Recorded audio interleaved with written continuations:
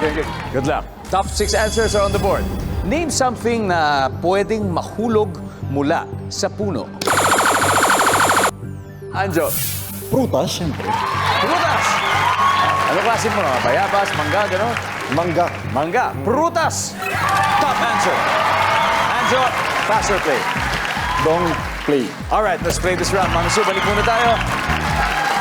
Sean, something na pwedeng mahulog mula sa puno. Ano kaya to? The dumi po of the hayop. Pwede na. Dumi ng ibon. Okay, ha? Ang galing, ha? Attorney Gabby, something na pwedeng mahulog mula sa puno. Ano kaya? Tao. Tao. Sa nyog, di ba? Nung bata po ba kayo, umakit kayo ng mga puno? Siyempre, hindi.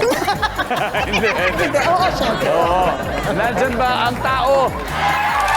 Yep. Sarah, something na pwedeng mahulog mula sa puno. Dahon. Dahon. Survey says... Anjo, something na pwedeng mahulog sa puno. Siyempre kung may puno, may sanga. Nandyan ba ang sanga? Sean, isa na lang.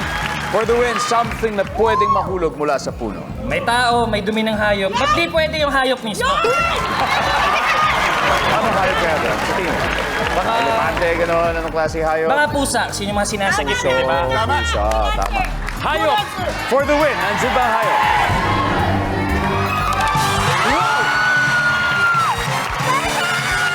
Hayop naman sa sagot yun! Grabe, lalo pong gumaganda ang laban dahil ang Team Morning Sunshine ay may 90 points na. Pero ang Team Morning Opa, meron pa rin 61.